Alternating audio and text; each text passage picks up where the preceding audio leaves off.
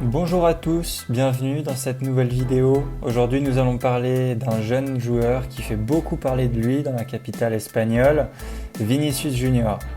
Le Brésilien est arrivé en 2018 au Real Madrid en provenance de Flamengo au Brésil. Il a d'abord joué au Castilla, deuxième équipe du Real, puis a rapidement intégré la première équipe. 2018, c'est aussi l'année où Cristiano Ronaldo a été transféré à la Juventus. Vinicius a donc été promu en première équipe pour le remplacer. Depuis, quelques années sont passées et on n'arrive toujours pas à vraiment se satisfaire de l'achat du jeune Brésilien dans la capitale espagnole. Zidane l'a tantôt fait jouer, puis mis sur le banc pendant de longues périodes. C'est le cas maintenant où il ne commence un match comme titulaire que très rarement. Bref, on ne sait pas bien à quoi en est Vinicius. Est-ce qu'il a vraiment le niveau pour être titulaire au Real Madrid? Est-ce qu'il a même le niveau de jouer dans cette équipe?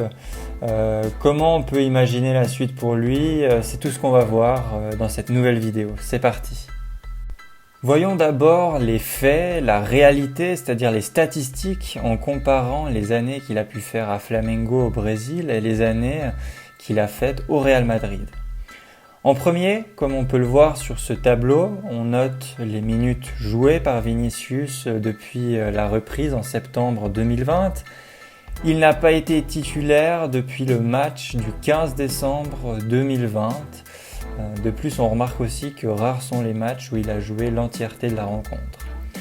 Voilà, j'aime pas beaucoup parler de statistiques parce que parfois elles ne représentent pas la réalité, mais dans ce cas-là, je les trouve vraiment révélatrices du fait que Zidane a perdu la confiance en Vinicius qu'il avait pu avoir au début de saison peut-être.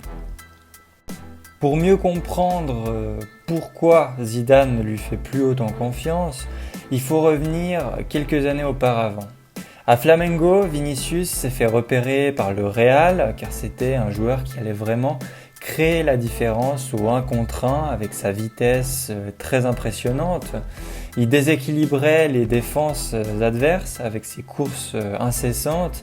Voilà pourquoi le Real a voulu le recruter, car des joueurs capables d'éliminer au 1 contre 1, ça n'existe presque plus vu l'évolution du football avec toujours plus de tactique qui bloque finalement des joueurs comme Vinicius.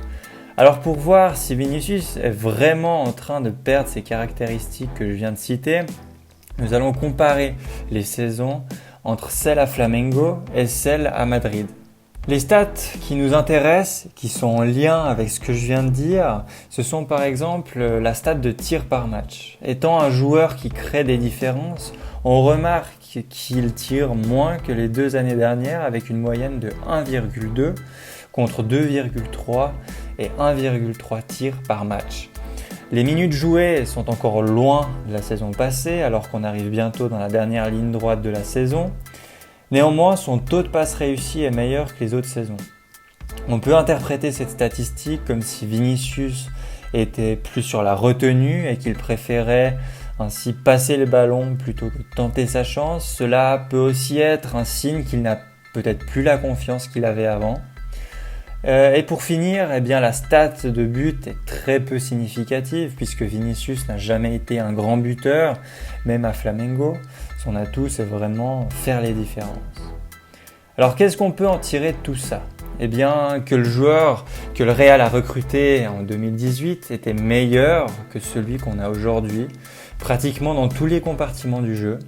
On note donc une baisse significative de performance du joueur brésilien.